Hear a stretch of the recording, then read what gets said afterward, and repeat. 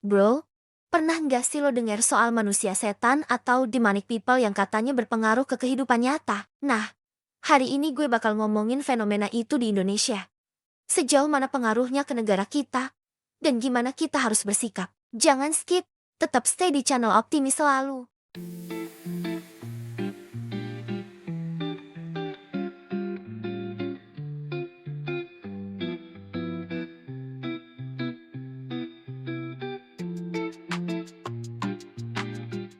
Definisi dan konsep tentang perkumpulan setan atau demonic people. Oke, sebelum lo mikir apa sih demonic people itu, gue jelasin dulu. Di konteks Indonesia, istilah demonic people nggak selalu dipakai secara literal kayak makhluk gaib.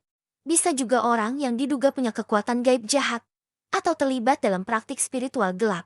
Seperti sihir, guna-guna, atau sekte gelap. Dalam budaya lokal, ada kepercayaan tentang roh, jin, makhluk halus, sihir, dan orang yang berperan sebagai perantara atau aktif di dunia gaib. Misalnya dukun, paranormal, dan dukun santet. Kata dukun sendiri bisa positif atau negatif tergantung jenis praktiknya. Kadang orang menyebut manusia setan sebagai julukan hiperbolis untuk mereka yang dianggap jahat secara supernatural. Tapi, di dunia nyata, tindakannya lebih kompleks, bisa menyangkut kejahatan, pemerasan, manipulasi spiritual, atau penyalahgunaan kepercayaan massa. Sekarang bagian yang menarik yaitu contoh nyata. Nih beberapa fenomena yang bisa dibilang demonic people spiritual gelap di Indonesia. Pertama, sekte satanik dan ritual gelap. Ada laporan bahwa sekte satanik masih eksis di Indonesia. Contohnya baru-baru ini, Manggel Stress mantan anggota bilang bahwa beberapa ritual sekte menggunakan darah manusia hasil aborsi. Meski klaim ini kontroversial dan perlu diverifikasi, hal ini nunjukin bahwa isu spiritual gelap masih menarik perhatian publik dan media. Kedua, kelompok spiritual gelap dan kultus. Contoh ekstrimnya adalah tragedi di Jember, Jawa Timur. 11 orang tewas dalam ritual di pantai. Investigasi dari aparat yang berwenang menyebut bahwa kelompok spiritual dengan kecenderungan kultus sebagai dalangnya. Kasus ini memperlihatkan bahwa keyakinan gaib yang ekstrim bisa berujung pada kematian. Ketiga, fenomena kesurupan kerasukan dan mental illness. Banyak masyarakat mempersepsikan orang dengan gangguan jiwa sebagai kerasukan setan roh jahat. Studi menunjukkan bahwa dalam banyak kasus, pasien mental terlebih dahulu dibawa ke dukun, paranormal, atau orang pintar sebelum ke fasilitas medis. Ini memperparah stigma dan menghambat akses kesehatan mental penderita. 4. Aksi massa dan pembunuhan. Tuduhan dukun penyihir. Kita berikan contoh dalam sejarah. Di Jawa Timur tahun 1998 ada ninja scare. Orang-orang berpakaian hitam dituduh sebagai dukun atau penyihir, lalu diserang atau dibunuh tanpa penyelidikan, pembuktian, atau pengadilan. Total korban saat itu mencapai ratusan jiwa. Ada juga di daerah Papua dan Maluku tentang fenomena suangi, mereka yang dianggap penyihir atau pemakan roh atau organ. Kadang jadi target penghakiman massa. Jadi, demonic people di sini lebih ke orang atau kelompok yang dianggap punya relasi dengan dunia gaib, yang kadang memanfaatkan kepercayaan masyarakat. Nah, apa efeknya ke orang biasa dan masyarakat luas? Trauma dan ketakutan. Orang bisa trauma karena tuduhan tak berdasar. Hidup dijauhi tetangga, dijauhi keluarga, atau bahkan dihadapkan ancaman kekerasan, stigma dan penolakan kesehatan karena dianggap kerasukan.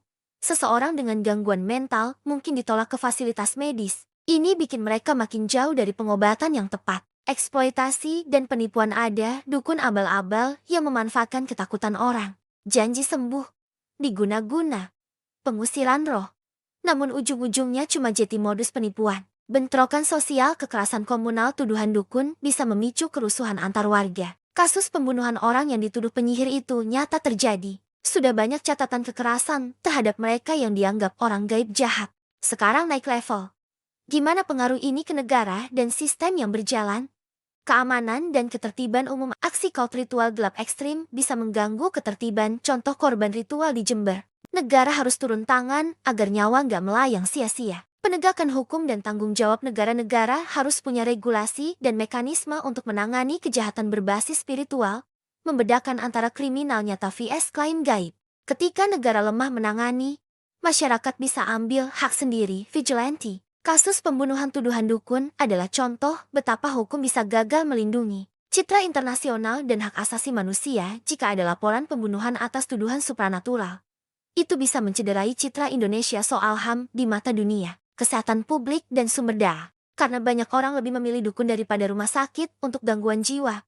Beban negara dalam jangka panjang bisa makin besar kurangnya edukasi, keterlambatan penanganan. Jadi, demonic people bukan cuma mitos serem, dampaknya bisa sangat nyata ke sistem negara kita. Oke, gue nggak mau cuma bawain horor doang. Tapi gimana cara kita menanggulangi?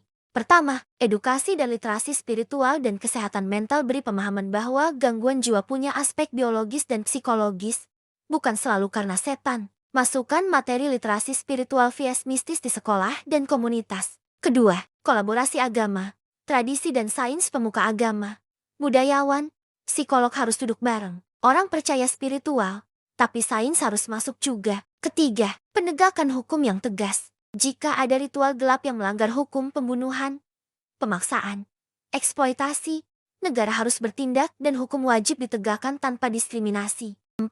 Akses kesehatan mental lebih mudah dan terjangkau biar orang nggak kabur ke dukun dulu. Rumah sakit jiwa dan klinik mental harus ramah, murah, dikenal masyarakat. Kelima, kesadaran kritis masyarakat. Jangan gampang panik, pola kritis harus dibangun.